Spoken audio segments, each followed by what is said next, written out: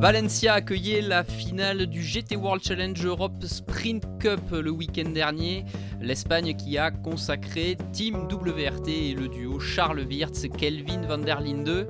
Le pilote belge qui en a profité pour décrocher son 4e titre dans la série, alors que le Sud-Africain a ouvert son compteur au niveau du titre de champion en Sprint Cup. La série des courses sprint de SRO Motorsport Group vient de se conclure et ce sera le thème de ce nouveau numéro de Track Limit by Minerva Oil, le podcast d'Endurance Info, où avec Laurent Mercier qui était sur place le week-end dernier, nous allons passer en revue cette saison avec les bons côtés, les plus, les moins évidemment, et voir un petit peu qu'est-ce qu'on peut ressortir et retenir de cette saison 2025.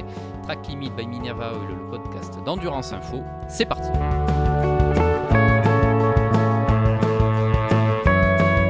Laurent, salut, tu étais donc à Valence pour la finale de cette Sprint Cup 2025, une saison qui aura été disputée jusqu'au bout, peut-être l'une même des plus serrées au niveau des décomptes de victoires et des candidats en lice encore pour le titre jusqu'à la toute dernière course de dimanche. Et donc Team WRT qui a encore une fois apposé son nom au palmarès de cette Sprint Cup. L'équipe de Vincent Voss, une grande habituée depuis... alors on va prendre, on vous le dit tout de suite, à partir de 2013 et du FIA GT Series, des FIA GT Series pour vous poser le contexte de nos statistiques. Mais effectivement, l'équipe de Vincent Voss qui a épinglé un nouveau sacre dans ce championnat.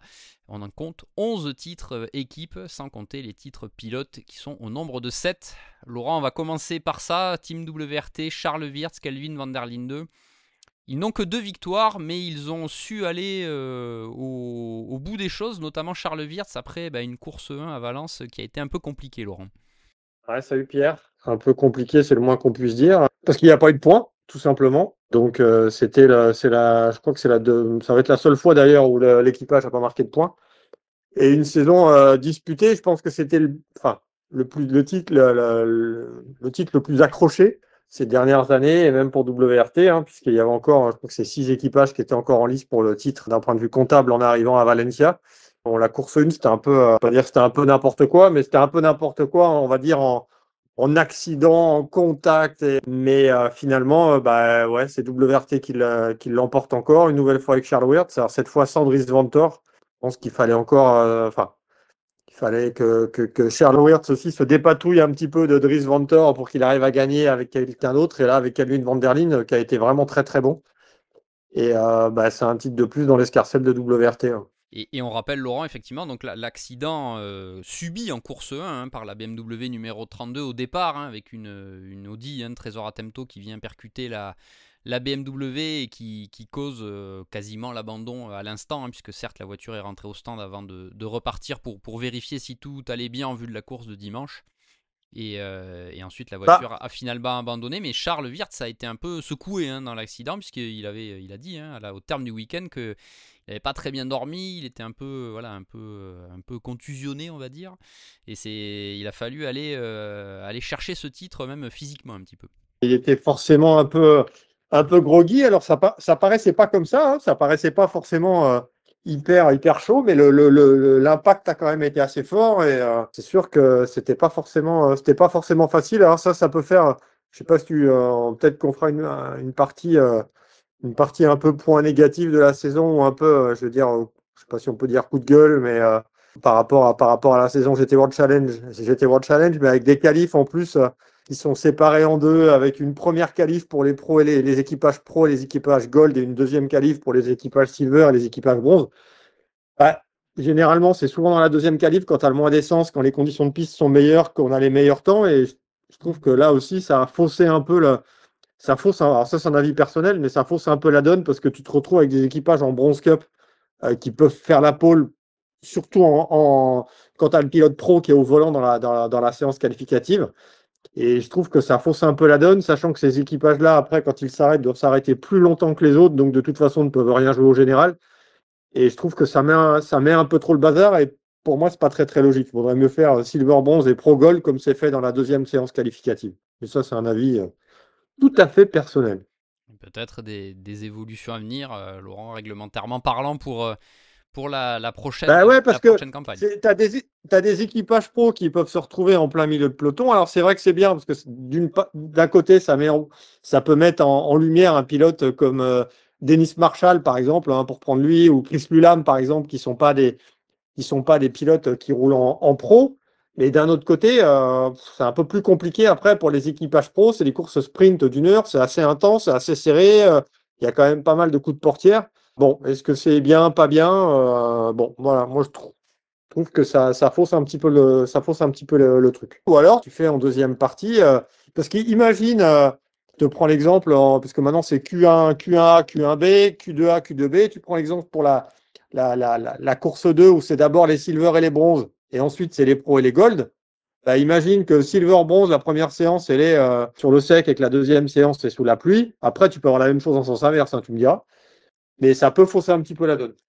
Nous sommes bien d'accord. Laurent, on va passer petit peu au déroulé rapide de cette saison pour Team WRT avec deux victoires, je le disais, pour Kelvin van der Linde et Charles Wirtz. C'est le même total que Luca Hensler et Jordan Pepper, les vice-champions 2025, et également le même total que Benjamin Goeth et Marvin Kirchhofer, qui sont troisième du championnat. Ça a été une saison, Laurent, où très peu d'équipages ont doublé la mise, on va dire, au niveau des victoires, jusqu'à Manicourt, puisque c'est le premier meeting où on a eu un équipage doublement victorieux avec Benjamin Goeth et Marvin Kirchhofer qui s'était imposé en course 2 à Misano et donc en course 2 à Manicourt. Ça prouve deux choses, Laurent. C'est déjà le niveau est très relevé, mais ça c'est presque un euphémisme en Sprint Cup.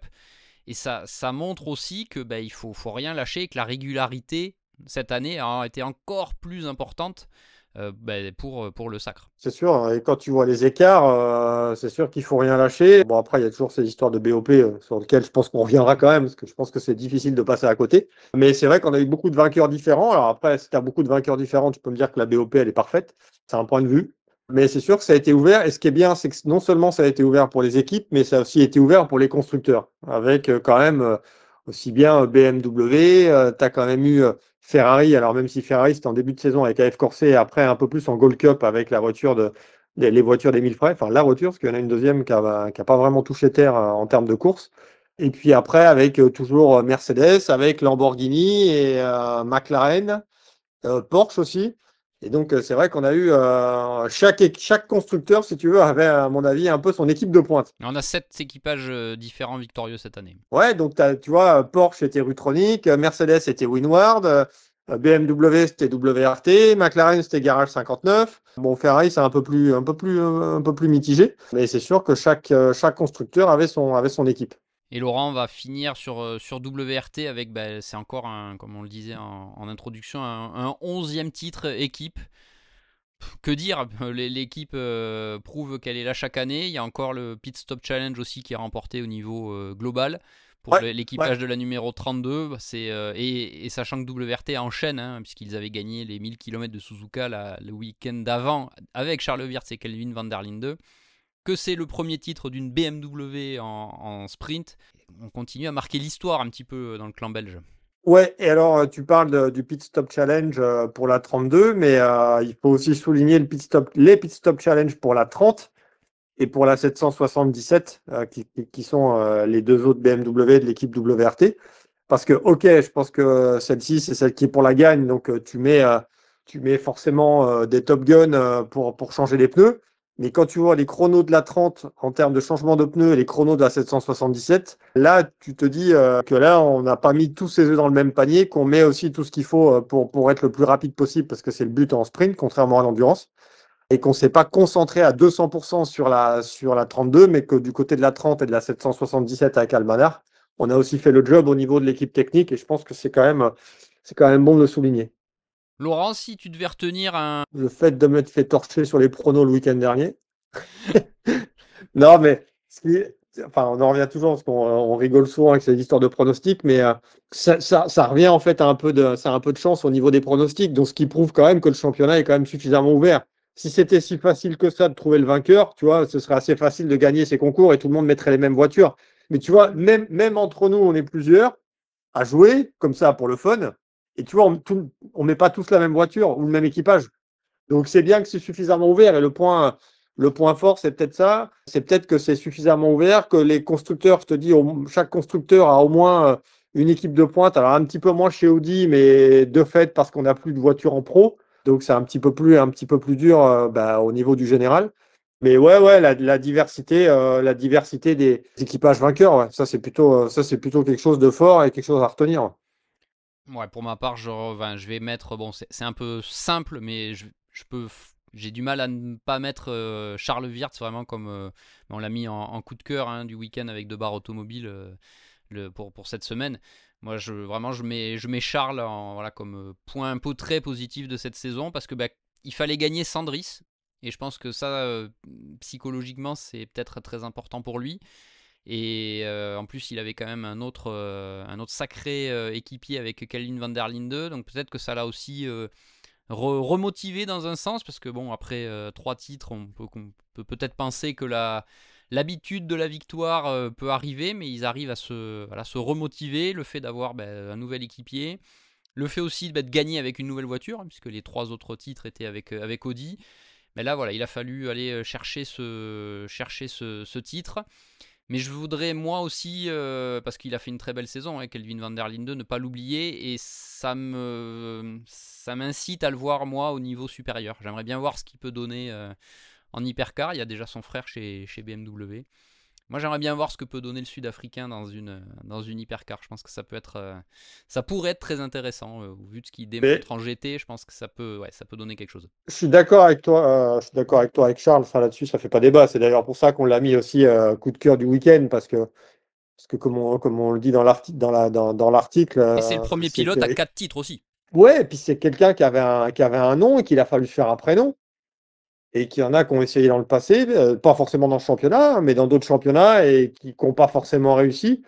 Et lui, il a réussi. Alors maintenant, attention, je passe pas 24 heures sur 24 avec lui, et je partage pas le baquet avec lui. Mais de l'extérieur, quand tu vois comme ça, je pense que ça fait partie des mecs les plus faciles à vivre dans le paddock en tant que coéquipier. Là-dessus, le mec n'a pas d'ego, le mec est toujours sympa, toujours souriant, toujours prêt à raconter une connerie, toujours prêt à bosser quand il faut bosser. Et ça, franchement, je pense que pour un coéquipier, c'est agréable. Et autant il s'était trouvé avec Dries Vanthoor, qui a quand même été au début un peu entre guillemets, son mentor. Et là, je pense qu'avec Kelvin, c'est la même chose. Et après, est-ce qu'il faut voir Kelvin en hypercar? Alors moi, je ne sais pas, parce que j'ai toujours du mal à avoir une image de qui est bon et qui est moins bon en hypercar quand tu vois les écarts de BOP et compagnie. Donc ça, c'est pas évident. Mais Kelvin Van der Linde, ça fait partie des mecs les plus forts en GT en ce moment. Laurent, Kelvin Van der Linde, Charles Wirtz ont dû se débarrasser dans les derniers instants de la Lamborghini Grasser Racing Team. Grasser qui avait gagné les 24 heures de Spa, on vous rappelle, cette année avec Jordan Pepper et Luca Hengstler qui étaient alors épaulés par Mirko Bortolotti. Le duo est pas passé loin, Laurent, d'épingler le titre sprint avec une dernière partie de saison quasi parfaite. Hein, premier, deuxième sur les 4 dernières courses. Ce qui les a Hum. bien fait remonter dans la lutte pour la victoire après un début de saison un peu compliqué. Ce qui devrait être la dernière année, vous aurez de plus amples informations à lire sur Endurance Info rapidement par rapport à l'arrivée de la Temerario GT3. Laurent, on voit que la Grasseur, habituée du championnat, et la Lamborghini sont pas passés loin d'un champ du cygne réussi. Oui, maintenant, je vais te dire que s'ils ont perdu, ils peuvent s'en prendre qu'à eux. Parce qu'à Brandzatch, ils ont été disqualifiés des deux qualifs. Oui, oui, Si ça a tu te été souviens, un pour le premier début meeting de terrible. l'année. Oui. Eh ben, donc, si déjà tu es disqualifié du premier meeting des deux qualifs, c'est les deux, le meeting où évidemment c'était plus compliqué de marquer des points et pour preuve, ils ont marqué aucun point sur les deux courses. Donc, si tu veux, tu finis la saison avec 81 points et demi contre, je crois que c'est 88 et demi 88,5. Ouais. voilà, à l'équipage WRT, bah, avec 2-0, si tu veux, la différence, elle s'est faite ici. Contrairement à l'équipage WRT qui a marqué des points partout, sauf sur la course 1 de Valencia, parce que Charles était dans le virage au mauvais endroit, au mauvais moment après la sortie de Dylan Pereira. Là-dessus, écoute, c'est très bien de finir deuxième, et je pense que c'est aussi pour ça qu'à l'arrivée de la course 2, Gottfried Grasser, qui était un bon joueur et qui dit, bah ouais, ok, c'est déjà pas mal. Bon, il gagne pas, certes. Et là, ils finissent deuxième. Mais maintenant, si tu finis deuxième avec si peu d'écart, quand tu sais la régularité qu'il faut avoir et que tu marques zéro sur Brandzatch parce que ta voiture a été disqualifiée, parce qu'elle n'était pas conforme, enfin, les officiels ont jugé qu'elle n'était pas conforme en qualif, bah là, je suis désolé, mais tu peux t'en prendre qu'à toi. Par contre, très très bon boulot, une fois de plus, de Jordan Pepper. C'est pas péjoratif ce que je vais dire, mais qui est un chien au volant. Tu vois, il lâche rien, mais alors rien de chez rien. C'est un pur Et sprint. ça, ah mais grave. Mais on a vu qu'il Alors je sais sait pas si très c'est bien se comporter en endurance. Mais il a il donne vraiment l'impression d'avoir cette fibre sprint. ouais, ouais, et je pense, et c'est plus un, c'est un peu le, je sais pas si on peut dire que c'est le Pierre Goody sud-africain, j'en sais rien, mais c'est un peu ça. C'est le mec qui lâche rien, tu vois. Alors que Lucas Hensler qui a fait du taf, qui a fait du bon taf, il n'y a pas de problème. Hein. Mais je pense que c'est un peu moins, d'ailleurs, enfin d'abord moins d'expérience déjà quand même à haut niveau, parce que plus jeune Oui, et pas que, l'expérience en GT, hein, tout simplement. mais Jordan Pepper, ouais, Jordan Pepper a montré que quand il fallait aller au combat, et ce qui était beau d'ailleurs, c'était dans la course 2 à Valencia où Jordan Pepper a essayé de remonter sur Kelvin. Et quand tu sais, bah, outre le fait que les deux sont sud-africains, les deux sont super potes. Si tu te souviens, à l'arrivée des 24 heures de Spa, tu as l'impression que Kelvin, tu te souviens en salle de presse, quand il est venu, quand il y avait la conférence de presse, qu'il avait les larmes aux yeux, et je pense qu'il était quasiment aussi content que si c'était lui qui avait gagné. Bien sûr. Il était aussi content pour son pote, donc tu vois, donc c'était assez marrant de les voir tous les deux en lutte pour le titre, pour la victoire, pour le titre donc, et que bon, ça s'est quand même plutôt bien fini. Alors je te cache pas que quand j'ai vu à un moment la caisse de Christian Engelhardt, notre mangeur de cartes mémoire, juste devant, je me suis dit, putain, là, le truc, ça peut vite tourner au carnage. Est-ce qu'il y a Mais consigne d'équipe? finalement, Mais non, ça a été propre. Ça a été propre. finalement, il s'est super bien écarté, super bien mis à gauche et ça n'a absolument pas bouchonné. Mais je t'avoue quand même qu'à un moment, je me suis dit, là, qu'est-ce que ça va nous faire? Mais non, ça s'est bien passé. Laurent, par contre, on va passer par l'une des déceptions, selon moi. Je ne sais pas si tu en es au même avis. On va passer un petit peu sur les points négatifs. Mais parmi les points négatifs, déceptions, moi je pense qu'on peut mettre AF Corse parce que l'équipe italienne, avec le soutien de Ferrari, avait annoncé son retour ou son arrivée en fanfare en Sprint Cup en pro avec deux équipages, Vincent Abril, Alessio Rovera et Arthur Leclerc, Thomas Neubauer, qui sur le papier pouvait donner de sérieux espoirs à la marque pour au moins être dans la lutte pour le titre. Bon, malheureusement, la mieux placée des Ferrari 296 GT3 au classement, Laurent, termine avec la moitié des points des champions, un peu de choses près. Et Vincent Abril, Alessio Rovera n'ont en fait réellement brillé que lors de la première course de la saison qu'ils ont gagnée à Brands Hatch. Pour moi, c'est la vraie déception, cette numéro 51. Je sais pas ce que tu en penses, mais c'est un gros coup manqué pour AF Corse et Ferrari, alors que sur le papier, il y a tout pour bien faire en fait.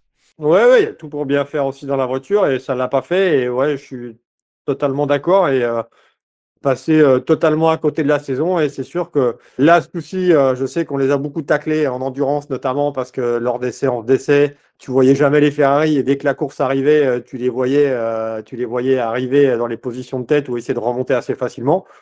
Bon, là, on peut pas dire que ce soit le cas, mais c'est clair que là, je pense pas que ce soit un problème d'équipage, mais est-ce qu'il y a eu des soucis au niveau des châssis? J'en sais rien, mais enfin, c'est clairement une saison ratée. Et je vais même aller plus que ça. C'est clairement une saison gâchée. Certes, Arthur Leclerc a quand même moins d'expérience que les autres pilotes. On en a parlé déjà entre nous juste avant, mais quand tu vois un Thomas Neubauer qui sort de Suzuka, qui a été très bon, Il avait qui fait a été très très belle bon sur 24 heures Nürburgring, Nürburgring aussi, hein, voilà, avec exactement. Kondo. Et tu vois, là, alors oui, ok, il s'est tanké dans un bac, mais je pense que je pense que les mecs doivent tellement surpiloter pour être là qu'en fait, bah, il y a des fois où ça passe pas. Et là, c'est pas passé. Alors, il a juste fait un bac, hein, il n'a rien endommagé, hein, mais c'est une saison gâchée parce que même sur l'autre voiture, quand tu mets Vincent Alessio dans cette caisse, ça doit forcément aller plus vite. Et là, il y a un truc, je sais pas, si c'est l'équipe, même au niveau des arrêts, enfin, même si c'était mieux quand même que par le passé. Mais franchement, ouais, pas au rendez-vous. Est-ce que selon toi, ça peut remettre en cause une telle présence en sprint l'an prochain ou on va repartir à zéro entre guillemets? J'espère pas. J'espère que Ferrari F Corset avec la 296 Evo, il va falloir, euh, il va falloir quand même la montrer parce que je ne voudrais pas dire, mais ils sont quand même pris une rousse par Denis Marshall sur la Ferrari Kessel, hein, quasiment à longueur d'année. Hein. Bon, même Émile Frey, qui était quand même légèrement posé dans le passé en termes d'arrêt, en termes de changement de pilote, changement de pneus. Là, cette année, c'était nettement mieux. À F Corset, ça a toujours été la troisième force derrière Émile Frey et Kessel. Hein. Alors que quand tu vois l'équipe, quand tu connais l'équipe, Quand tu connais la valeur des pilotes, c'est pas vraiment normal. Laurent, on l'a rapidement évoqué. Peut-être un autre point négatif. Alors, on en a beaucoup parlé avec Laurent Gaudin, le manager général des CrowdStrike 24 heures de Spa. Mais c'est vrai qu'il y a eu de multiples changements de balance de performance durant l'année. On le voit aussi dans d'autres séries sprint, notamment en DTM, avec des changements multiples entre les sessions même.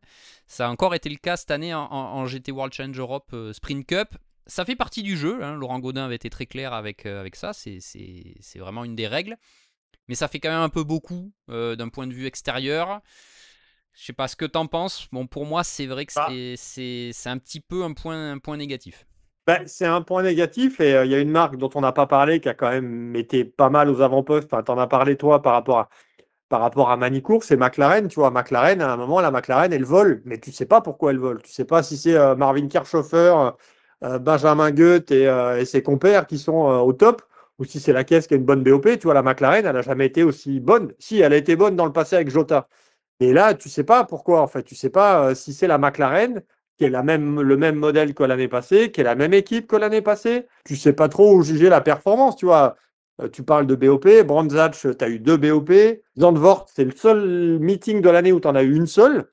Tu en as eu 3 à Misano, 4 à Manicourt, 4 à Valencia. Moi, j'ai un peu de mal à comprendre. On fait un nouveau système de pré-qualif cette année, justement, pour améliorer les données, pour avoir plus de données justement pour avoir un meilleur équilibre, c'est-à-dire partir avec le plein, pas remettre de carburant, pas rentrer dans la voiture dans le stand, faire un nombre de tours minimum, pouvoir passer au contrôle technique pendant la séance. Mais malgré tout, on a des changements. Alors oui, tu parlais du podcast qu'on avait fait avec Laurent. Oui, si, comme le disait Laurent, il faut qu'il y ait un dixième entre chaque voiture, bah, si tu veux un dixième entre chaque marque, bah oui, tu es obligé de faire des ajustements. Maintenant, j'ai toujours pas compris pourquoi il fallait un dixième entre chaque marque. Mais bon, je suis pas promoteur, donc voilà. N'empêche que je suis désolé de le redire pour la énième fois, mais on n'a pas à faire une balance de performance, mais on a à faire une balance de résultat.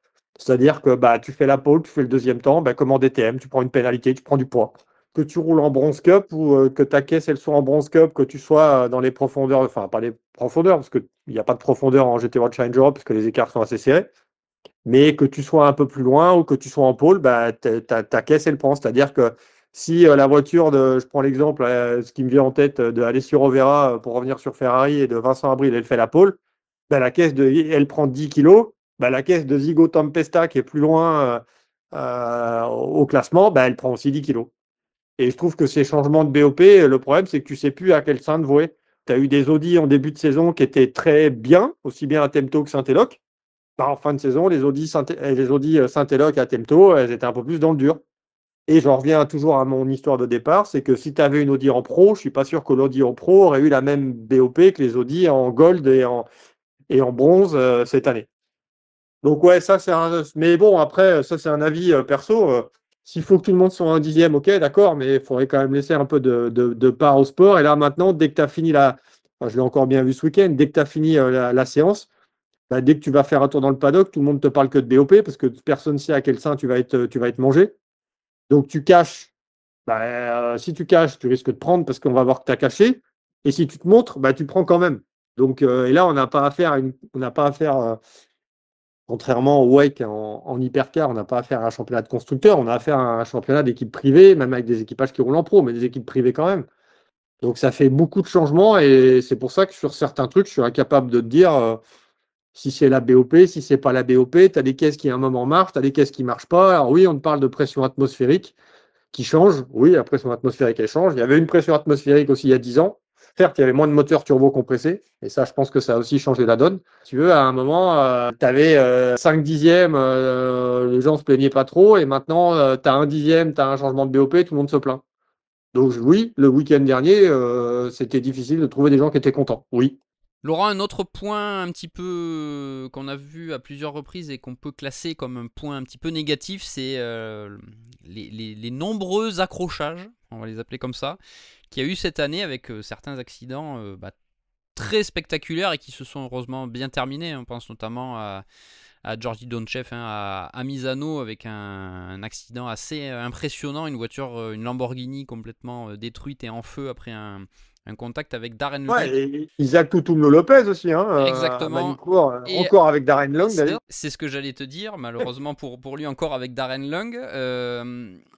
Laurent, qu'est-ce qui explique selon toi là cette année en Sprint Cup cette propension à certains accidents assez impressionnants. Forcément, il y a du niveau, donc, et les BOP sont faites de façon à rapprocher absolument les voitures.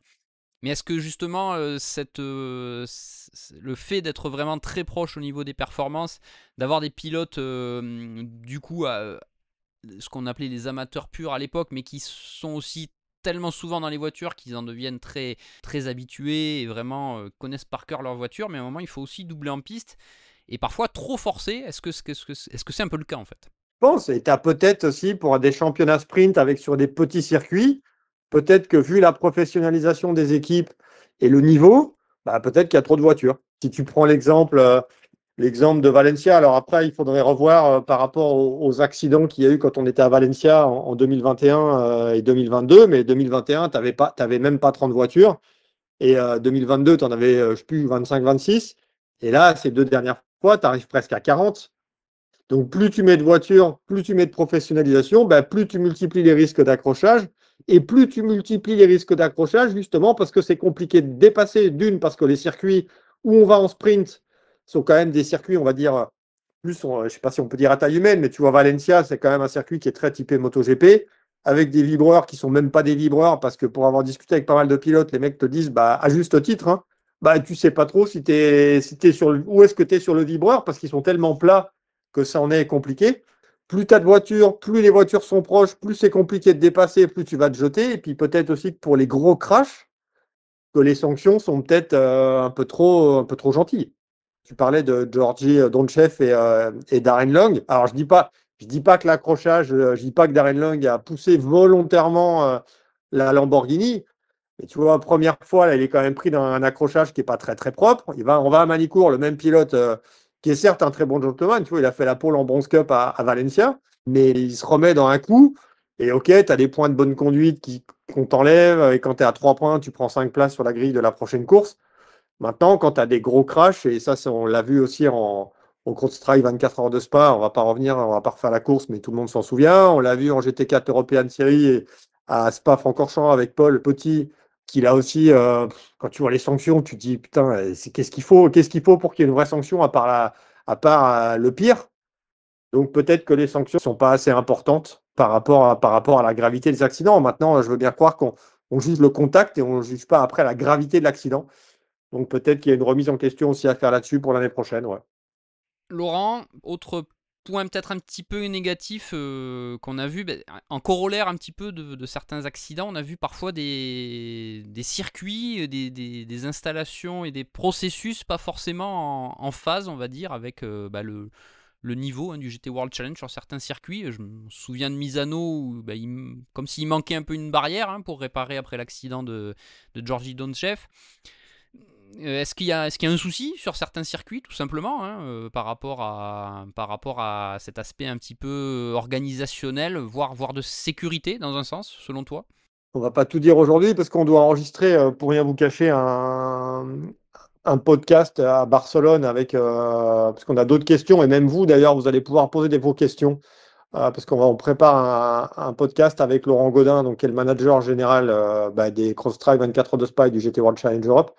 Et aussi Jean-Michel Barthes, qui est donc le patron de Come2You. Vous allez pouvoir poser des questions parce qu'on s'est rendu compte que sur les podcasts qu'on a fait avec eux, c'est des podcasts qui ont bien fonctionné. Vous avez apprécié leur franc-parler, qui est quand même assez direct aussi bien pour l'un que pour l'autre. Et donc, c'est pour ça qu'on fera un podcast sur le sujet. Et justement, le sujet de la sécurité sur les circuits sera abordé avec Laurent, parce que j'ai assez longuement échangé avec lui à ce sujet-là. Et oui, il y a clairement un problème. Il y a eu un problème, comme tu l'as dit, à Misano, il n'y avait pas ce qu'il fallait. Le Nürburgring avec le vibreur qui se barre, et il a fallu remettre du ciment. Les essais privés où il y avait une pile de pneus à remettre, il y avait pas d'engin pour aller remettre la pile de pneus. Valencia, je pense que le promoteur à Valencia a été vite en PLS avec les problèmes de timing, avec les problèmes de piste. Enfin, franchement, ça n'a pas été facile. Là aussi, il a manqué du ciment parce que les vibreurs se sont barrés. Tu as l'impression que sur les circuits qui n'accueillent pas la F1, que c'est de plus en plus compliqué pour les investissements et pour maintenir les installations à niveau. et pour maintenir les installations à un niveau. Là, on ne parle pas d'un track day, on parle d'un championnat qui est la référence en sprint en Europe. Et comme c'est pas un circuit, c'est pas des circuits type F1 en sprint, bah, c'est plus compliqué. Et je pense qu'il y a, ouais, les circuits investissent de moins en moins dans les installations. Alors Valencia, c'est un peu différent parce qu'on se souvient des inondations qu'il y a eu l'année passée, il y a un an. Et donc là, on avait une salle de presse qui était provisoire parce qu'ils sont en train de refaire les installations. Et c'est pas uniquement le circuit de Valencia, c'est sur beaucoup d'autres circuits. Pour continuer sur un peu sur la sécurité, alors je sais que tout le monde n'est pas forcément d'accord avec mon avis, donc c'est qu'un avis personnel, mais si tu prends l'exemple de Valencia en course 1, pendant la fenêtre, tu as une Aston Come to You qui va se tanker dans un bac. Alors certes, dans un endroit qui n'est pas forcément le plus dangereux du circuit, mais parce qu'on est dans la fenêtre et pour que personne soit avantagé ou désavantagé, donc tout le monde ravitaille, ok, il y a un drapeau jaune, mais cette Aston est restée dans le bac et on a attendu que tout le monde ait ravitaillé, que la fenêtre soit fermée pour faire intervenir un engin pour dégager la voiture. Mais maintenant, enfin moi je suis un peu surpris parce que si tu as une voiture qui est sortie dans ce bac-là, qui te dit qu'il ne va pas y avoir une autre voiture qui va sortir dans le bac?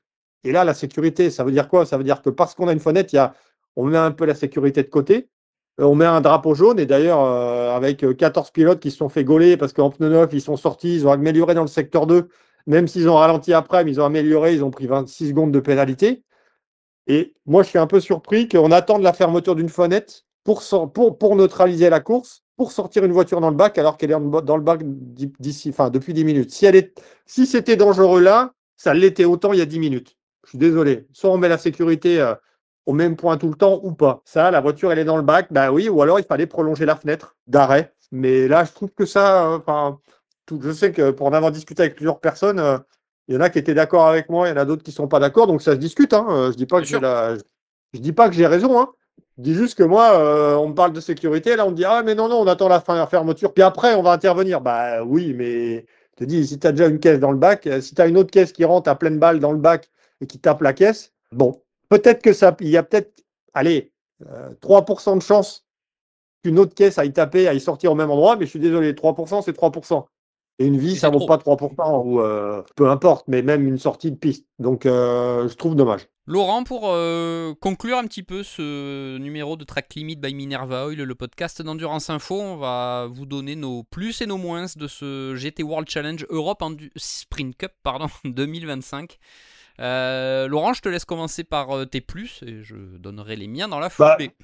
les plus, si tu veux, on en a déjà donné pas mal. On va pas tout rappeler, tu vois. On est d'accord pour dire Charles Weerts, WRT, les arrêts, la saison et tout complète. Maintenant, il y a d'autres. Je trouve que moi, il y a d'autres. Moi, j'ai d'autres plus à donner. Je voudrais dire, même si il manque le titre de peu, mais la très belle saison de César Gazo chez Boutsen VDS avec Aurélien Panis. Même si le titre n'est pas au bout parce qu'il y a eu un problème technique ou il y a un problème d'écrou de roue dans la course 1 à Valencia. Et donc, ça a offert le titre à Kobe Powell et Jamie Day chez Come to You. Je trouve que César Gazo a encore passé un step cette année. Et après, en autre coup positif, bah, justement, Kobe Powell et Jamie Day sur l'Aston à Come to You en silver. On a quand même affaire à deux jeunes pilotes et franchement, qui ont fait du bon taf toute l'année, qui ont été réguliers, qui ont été très bons sur la fin de saison. Et pour moi, ça, c'est une belle satisfaction. Autre point positif au niveau équipage, Dennis Marshall et Dustin Blattner, où Dustin Blattner, sa perf, on l'avait déjà vu l'an dernier chez Rutronic avec une Porsche. Il avait déjà été très bon. Et là, en passant sur la Ferrari, il a aussi été très bon et bien accompagné par Dennis Marshall, qui a été vraiment très bon et qui a mis un petit peu la misère à tout le monde, du moins aux autres pilotes Ferrari. Franchement, ça aussi, ça reste une belle satisfaction. Alors, je ne suis pas persuadé que Dustin Blattner reste bronze longtemps. D'ailleurs, je crois qu'il est sous enquête, ou du moins sous surveillance de la FIA pour passer silver.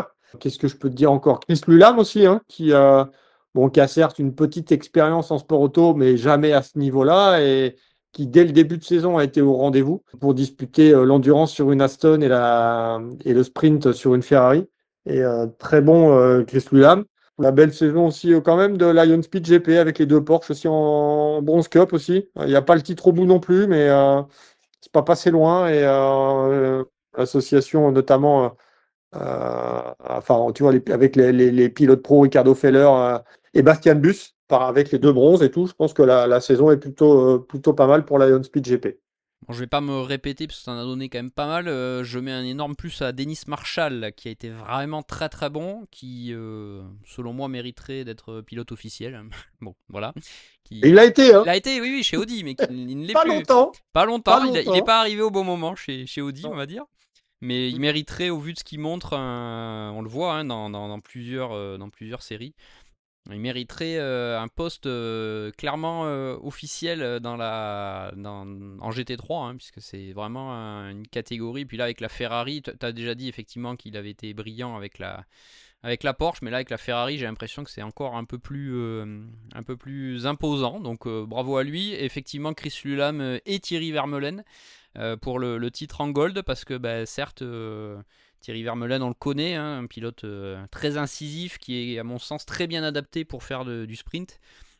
Assez spectaculaire dans son parfois un peu trop offensif, mais voilà, je trouve que c'est vraiment un vrai pilote de sprint. Et bah, Chris Lulam avec voilà, cette expérience passée du sim racing et le pari fait un petit peu avec Verstappen.com pour l'amener au très haut niveau, hein, parce qu'on vous rappelle quand même qu'on a souvent vu des équipages Gold jouer les avant-postes même au général. Et voilà, je trouve que ça a été vraiment une super saison pour le duo. Donc voilà un petit peu mes plus par rapport à ce qu'on avait déjà dit un Ah, petit peu précédemment dans le podcast. Et Laurent, si tu as des points un petit peu plus négatifs qu'on n'a pas non, j'en ai mentionnés. un autre. J'ai quand Ah, même un point positif à donner quand même.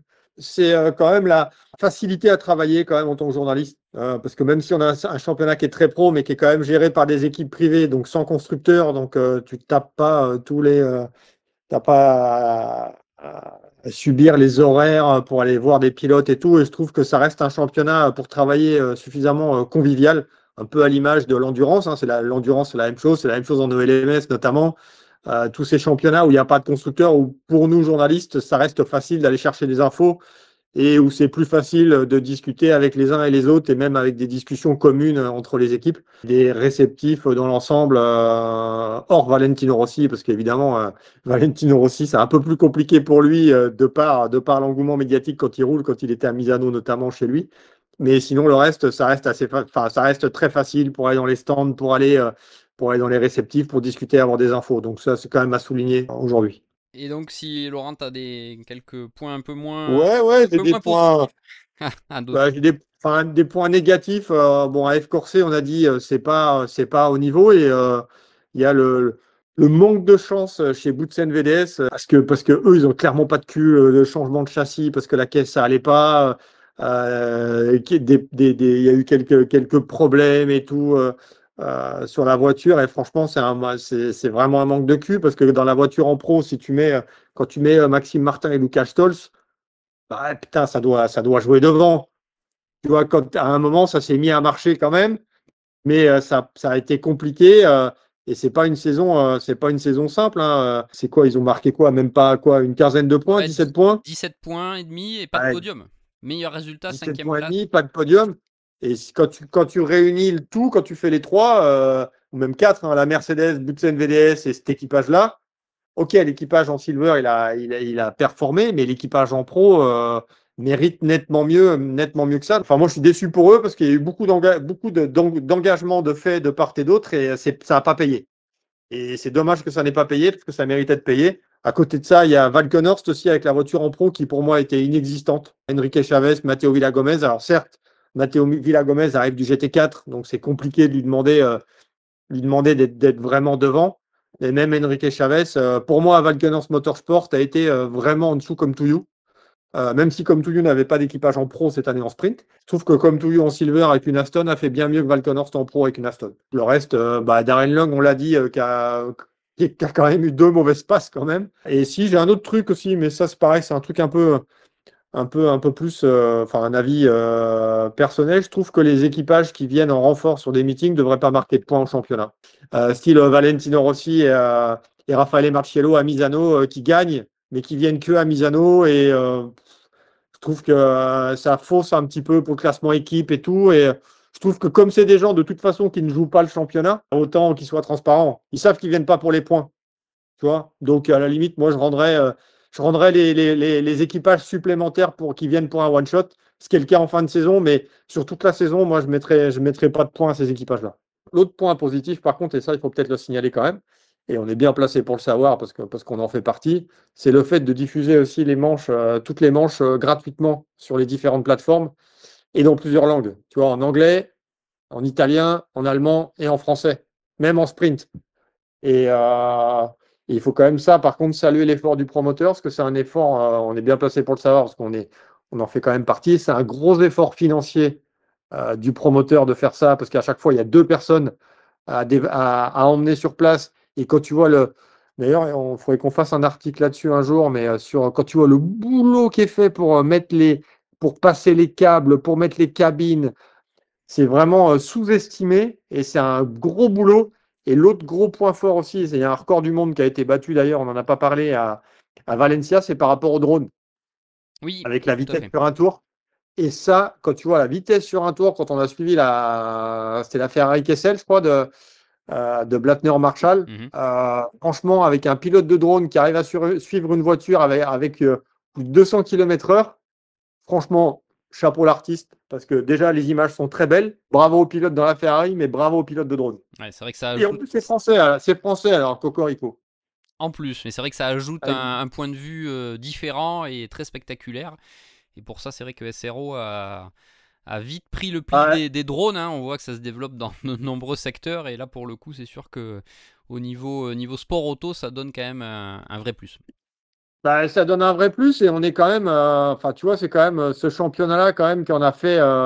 Je vais pas dire sa marque de fabrique, mais on était quand même en pointe là-dessus. Hein. Donc, c'est ceux qui pourraient demander, c'est Drone C3C, hein, la société qui fait ça. Et franchement, bravo à eux. Laurent, ça sera le mot de conclusion donc de ce nouveau numéro de Track Limit by Minerva Oil, le podcast d'Endurance Info. Le sport auto ne s'arrête pas puisque ce week-end, le championnat du monde d'endurance se rend au Japon à Fuji. Thibaut Villemont sera sur place et on vous fera vivre évidemment, comme toujours, au plus près de l'actualité, cette avant-dernière manche du WEC 2025.